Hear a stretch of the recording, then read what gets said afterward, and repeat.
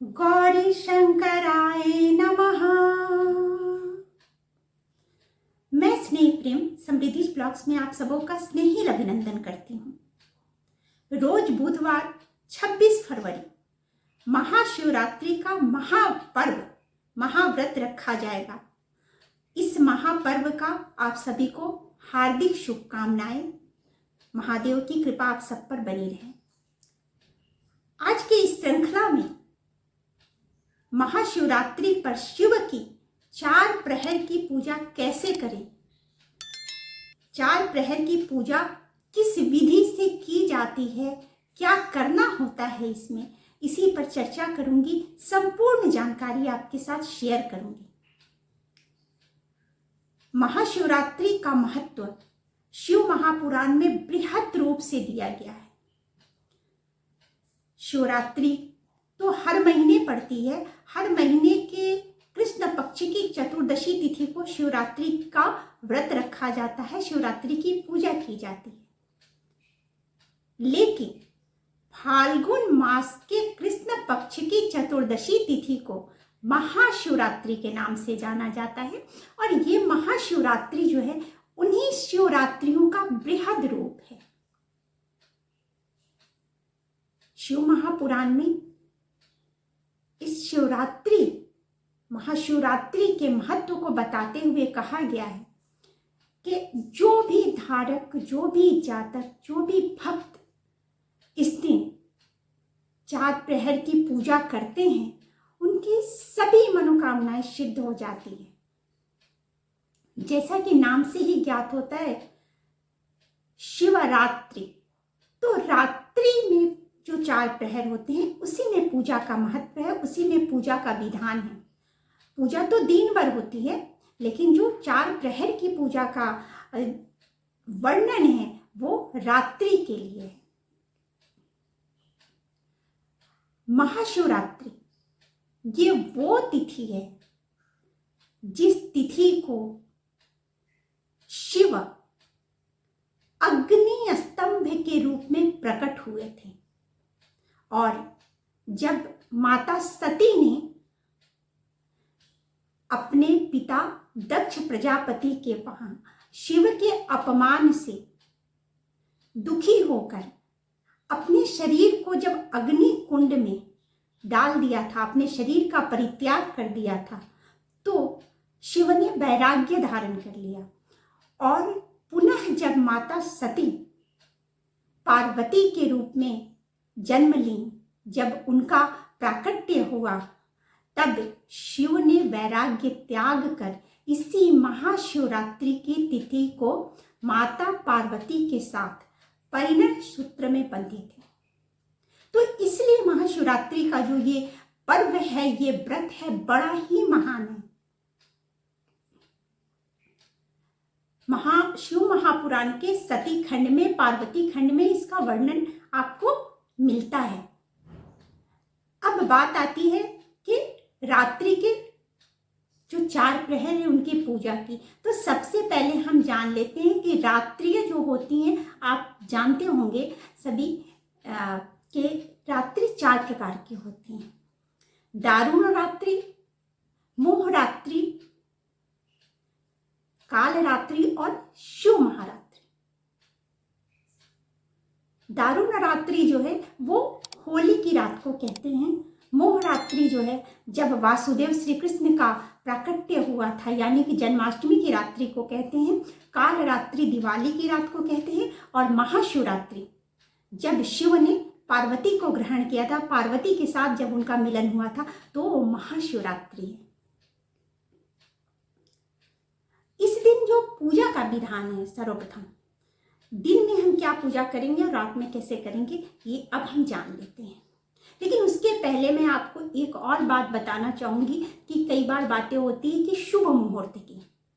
तो जो शुभ मुहूर्त की बात हम करें, तो जिस दिन देवों के देव महादेव उन्होंने इस सृष्टि को, इस ब्रह्मांड को अपना रूप दिया, यानी कि अग्नि स्तंभ के रूप में प्रकट हुए, जिस दिन माता सती के साथ, माता पार्वती के साथ वो परिणय सूत्र में बंधे, तो वो दिन तो कभी अशुभ हो ही नहीं सकता, उसका कोई भी पल, कोई भी क्षण अशुभ नहीं होता है। इसलिए महाशिवरात्रि को हर कार्य किया जा सकता है, हर कार्य को आप कर सकते हैं, बड़ा ही शुभ दिन होता है।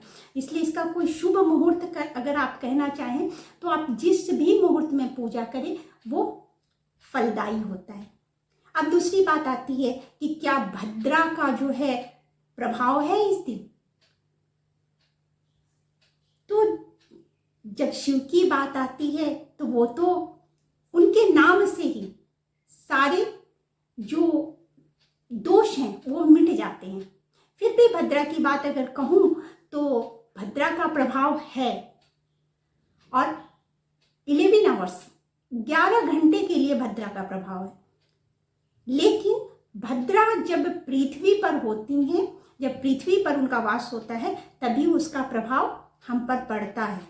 लेकिन अगर भद्रा स्वर्ग में या पाताल लोक में रहती हैं तो हम पर उसका प्रभाव नहीं पड़ता है। तो इस बार जो भद्रा वास कर रही हैं वो पाताल लोक में कर रही हैं, इसलिए यहाँ भद्रा का कोई प्रभाव नहीं रहेगा। अब पूजा की बात कर लेते हैं। तो सर्वप्रथम सुबह जब हम उठते हैं, ब्रह्म मुहूर्त में उठना है, और ब्रह्म मुहूर्त में उठ करके सबसे पहले शिव को जगाना है। जागिए शिव, और जगाते हुए कहना है कि हे शिव, हे भोलेनाथ, हे महादेव, मैं धर्म को मानती हूं लेकिन धर्म करती नहीं, अधर्म को जानती हूं लेकिन इससे दूर हो नहीं पाती। जो भी करती हूं आपकी प्रेरणा से ही करती हूं, तो आप मेरे अंदर ऐसी भक्ति भरिए, इस मोह से दूर कीजिए मुझे कि मैं सदा आपके नाम का जाप करूं। यह कहकर आपको उठना है। उसके बाद जो दैनिक क्रिया होती है, नित्य क्रिया से निपट करके शिवालय जाइए, शिवालय में जाइए, वहाँ शिव को जल चढ़ाइए, पंचामृत से अभिषेक कीजिए, फूल, धतूरा, भांग, आँख के पत्र, आँख के जो फूल होते हैं वो, धतूरा के फल, फूल, दुर्वा, ये सब शिव पे चढ़ाइए। बेल पत्र, अगर आपको बेल का फल भी मिल जाता है वो चढ़ाइए। धूप, दीप, चंदन से उनकी पूजा कीजिए। जो भी ऋतु फल है, ऋतु फल शिव को अर्पित कीजिए। ये करके शिवालय से आप घर पे आएंगे। घर में अगर आपने शिवलिंग रखा हुआ है तो बहुत अच्छी बात है, क्योंकि लोग शिवलिंग रखते हैं घर में भी, स्फटिक के रखते हैं, पारद के रखते हैं। नर्मदेश्वर शिव हैं, उनका वो शिवलिंग रखते हैं। तो अगर शिवलिंग है तो सही, ठीक है, अगर नहीं है तो आप मिट्टी के शिवलिंग बना करके पूजा करें। अब बात आती है कि अगर हम ऐसे पूजा करते हैं तो यहाँ माता पार्वती नहीं मिलेंगी। तो शिव महापुराण में ये भी बताया गया है कि शिव जो हैं वो अपने आप में पूर्ण हैं। शिव के अंदर ही पार्वती भी हैं, महादेव भी हैं, शंकर भी और पार्वती भी, दोनों शिव के अंदर ही हैं। तो जब आप शिव की पूजा करते हैं तो दोनों की पूजा होती है। तो आपको जो आपने शिवलिंग रखा है आपके घर में, या जो आप बनाकर पूजा कर रहे हैं, उन पर जलाभिषेक कीजिए। अगर आपके पास गंगा जल है तो सबसे पहले गंगा जल से अभिषेक कीजिए, फिर जल से अभिषेक कीजिए। अगर गंगा जल नहीं है तो कोई बात नहीं है, जल को ही गंगा जल मान के अभिषेक करना है। दुग्ध, दही, शहद, ये सब आप इन सब से अभिषेक करेंगे। बिल्वपत्र, भांग, धतूरा, जो भी दुर्वा, ये सब चढ़ाएंगे। पुष्प चढ़ाएंगे, नैवेद्य चढ़ाएंगे, घी का दीपक जलाएंगे। और दीपक जलाने के बाद भोलेनाथ का अगर कोई पाठ करना चाहते हैं, कोई पाठ है, चालीसा है या कोई स्तोत्र है, तो वो पाठ करें आप। पाठ करने के पश्चात आरती करेंगे शिव की। शिव की आरती के पश्चात हाथ में पुष्प लेकर के इनका की स्तुति करेंगे। शिव की स्तुति करने के पश्चात आपको क्षमा प्रार्थना करनी है, क्योंकि कोई भी त्रुटि रह जाती है तो उसके लिए हम क्षमा प्रार्थना करते हैं। तो हम क्षमा प्रार्थना करेंगे शिव की कि कोई भी त्रुटि रह जा रही है तो वो उसे क्षमा करे। वैसे शिव जो है वो क्षमा करते ही हैं, इसीलिए तो उन्हें भोलेनाथ कहा जाता है। वो इतने भोले हैं कि बस आप नाम ले ले, कोई पदार्थ ना चढ़ाएं, कोई वस्तु ना भी चढ़ाएं आप उन पे, अगर आपके पास उपलब्ध नहीं है तो अगर भाव से आपने उनका नाम ले लिया, अगर भाव से उनके पास चले गए तो सब कुछ हो जाता है। इसीलिए उन्हें भोले बाबा भी कहते हैं, भोलेनाथ भी कहते हैं। गरीबों के देवता, गरीब नवाज। तो भोलेनाथ की पूजा करने के लिए अगर कुछ रह जाता है तो मन में कोई शंका नहीं रखनी है, कोई किसी तरह की ग्लानि नहीं रखनी है आपको, है ना। तो ऐसे पूजा करना है। क्षमा प्रार्थना के बाद आप उठिए। अपने आसन से उठने के पूर्व जब हम पूजा करते हैं और जब आसन पूजा के पश्चात छोड़ते हैं तो आसन छोड़ने के पहले हमें 3 बार जल आसन के पास गिरा करके उससे अपने नेत्रों, उस जल को अपने नेत्रों में लगाना चाहिए। प्रणाम करके तभी आसन छोड़ना चाहिए, ये बात ध्यान दें। दिन भर पूजा के पश्चात दिन भर आप शिव नाम का जाप कीजिए। देखिए शिव की का जब जाप करते हैं हम, जब कोई व्रत धारण करते हैं तो उसमें जो है सो हमें बड़ा ध्यान रखना पड़ता है इस बात का कि कोई ऐसा कार्य ना करे, पाप कार्य ना हो या कुछ ऐसा कार्य ना हो जिससे कि हमारा किया हुआ जो ये पूजा है, नाम जाप है, वो विफल हो जाए। तो चुगली या ईर्ष्या या किसी तरह का जो ये सांसारिक मोह माया वाली बात है उसको परे कर देना है और ब्रह्मचर्य का भी पालन कीजिए। ये दिन भर आप भगवान का नाम लीजिए। ऐसा करना है कि चित्त में बस शिव शिव शिव शिव शिव ही हो, उनके सिवा कुछ भी ना हो। कहते दिलो दिमाग में आपको शिव को भर लेना है। उसके बाद संध्या में जो 4 प्रहर की पूजा करनी है वो प्रारंभ होता है 6 बजे से। 6 बजे से 9 बजे तक का प्रथम प्रहर होता है जिसे प्रदोष काल कहते हैं। तो प्रथम प्रहर में आप शिवालय जाइए, अगर जा सकते हैं तो जाइए, नहीं जा सकते हैं, अगर दूर पड़ता है या किसी कारण से नहीं जा रहे हैं तो फिर आप घर में जैसे आपने पूजा किया है आप प्रथम प्रहर की पूजा करनी है। और प्रथम प्रहर की जब हम पूजा करते हैं तो उसमें दुग्ध से शिव का अभिषेक करते हैं। तो जब दुग्ध से जब हम शिव का अभिषेक करेंगे तो जो पुरुष हैं वो कहेंगे ओम ईशानाय नमः, और जो हमारी माताएं बहनें हैं वो कहेंगी श्री ईशानाय नमः। ये प्रथम प्रहर की पूजा में इस मंत्र का जाप करना है 6 से 9 बजे तक। आप दुग्ध से स्नान कराने के बाद, अभिषेक कराने के बाद जल से अभिषेक कराएंगे और इस नाम का जाप करेंगे। अब दूसरे प्रहर की पूजा होती है, वो हो जाती है 9 बजे से 12 बजे तक। इस बीच जब आप स्नान कराएंगे आपके पास बेलपत्र या जो भी भांग धतूरा जो भी चीजें हैं वो भी आप अर्पित करते जाइए और इस मंत्र का जाप करते जाइए, ओम ईशानाय नमः, श्री ईशानाय नमः। द्वितीय प्रहर की पूजा जो होगी वो 9 बजे से 12 बजे तक की होगी, रात्रि की।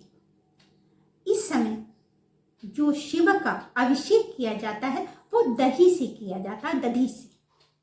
तो जब हम अभिषेक करेंगे तो जो जाप करेंगे उसमें जो पुरुष हैं वो कहेंगे ओम अघोराय नमः, और जो माताएं बहनें हैं वो कहेंगी श्री अघोराय नमः। दधी से स्नान कराने के बाद, अभिषेक कराने के बाद जल से अभिषेक कराएंगे। ये हमारी द्वितीय प्रहर की पूजा होगी। एक बात और भी ध्यान रखना है कि ऐसा नहीं है कि एक प्रहर की पूजा कर ली फिर जाकर के सो गए, द्वितीय प्रहर की पूजा की फिर जाकर के सो गए। आप सती खंड में और पार्वती खंड में जाएंगे, पढ़ेंगे तो उसमें स्पष्ट रूप से ये जो महाशिवरात्रि का व्रत है, महाशिवरात्रि की जो पूजा होती है उसमें रात्रि जागरण का वर्णन किया गया है। रात्रि जागरण इसमें आवश्यक है। और वैसे भी जितनी भी रात्रियां होती हैं, जैसा मैंने 4 बताया कि 4 रात्रियां हैं, तो रात्रियां की जो पूजा होती है उसमें जागरण का ही महत्व है। अब तृतीय प्रहर की पूजा जो होती है वो 12 बजे से लेकर के भोर के 3 बजे तक होती है, मध्य रात्रि, जिसे निशा पूजा भी कहते हैं, है ना, निशिता पूजा होती है। तो ये रात की रात्रि, मध्य रात्रि 12 बजे से 3 बजे, इसमें जो आपको मंत्र का जाप करना है, पहले इसमें जो अभिषेक हम कराएंगे वो घृत से कराएंगे, घी से, गाय का घी होता है उससे हम शिव का अभिषेक कराएंगे। पुरुष जो है वो बोलेंगे ओम वामदेवाय नमः, और स्त्रियां जो हैं, माताएं बहनें हैं, वो कहेंगी श्री वामदेवाय नमः। पुनः घृत से अभिषेक करने के बाद आपको जल से स्नान कराना है शिव को। उसी तरह से भांग धतूरा जो भी आपके पास उपलब्ध है वो चढ़ाइए, नहीं तो फिर आप मंत्र का जाप कीजिए अपने आसन पर ही बैठकर। उसके बाद रात जो भोर होती है 3 बजे से लेकर के सुबह के 6 बजे तक, वो चौथा प्रहर होता है, और उस प्रहर में शहद से स्नान कराते हैं, मधु से अभिषेक कराते हैं शिव की। जो पुरुष हैं वो कहेंगे ओम सद्धो जाताय नमः, और जो माताएं बहनें हैं वो कहेंगी श्री सदा जाताय नमः।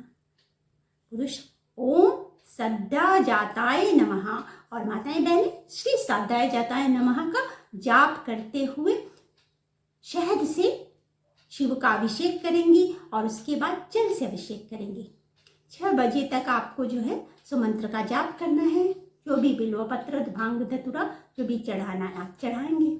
उसके पश्चात 6 बजे के बाद जब सूर्योदय हो जाता है तो आप उठेंगे, नित्य क्रिया से निवृत्त होंगे, पुनः एक बार पूजा करेंगे। जैसे आपने दिन में पूजा किया था उसी प्रकार से पूजा करेंगे। धूप दीप अगरबत्ती नैवेद्य के साथ आरती, मंत्र स्तवन, क्षमा प्रार्थना के साथ पूजा करेंगे। पूजा करने के पश्चात शिवालय अगर आप जा सकते हैं तो जाइए, नहीं तो घर में आपने पूजा कर लिया, विसर्जन कर देना है। उसके बाद अगर उपलब्ध हो पाते हैं आपको कोई ब्राह्मण, तो ब्राह्मण को भोजन कराइए।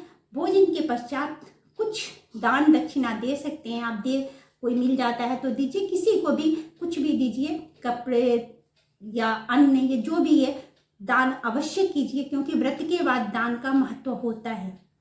तो दान दक्षिणा अवश्य करनी चाहिए व्रत के बाद। इसके पश्चात आप भोजन कीजिए, आप पारायण कीजिए, पारण कीजिए। तो इस तरह से महाशिवरात्रि की जो है वो 4 प्रहर की पूजा करनी है आपको। उम्मीद करती हूँ कि ये वीडियो, ये जानकारी आपके लिए उपयोगी होगी। अगर आपको ये जानकारी अच्छी लगी तो वीडियो को लाइक कीजिएगा, अपने दोस्तों रिश्तेदारों में शेयर कीजिएगा। चैनल को अगर सब्सक्राइब नहीं किया है तो सब्सक्राइब करके बेल आइकन प्रेस कर दीजिएगा, जिससे कि हमारी वीडियो की नई नोटिफिकेशन आप तक पहुंचती रहे और ऐसी जानकारियां आप तक मैं पहुंचाती रहूं। तो चलिए आज के लिए विदा चाहती हूं आपसे। हर हर महादेव, ओम गौरी शंकराय नमः, पार्वती पतये नमः। उनकी कृपा आप पे बनी रहे। जय जय शंकर।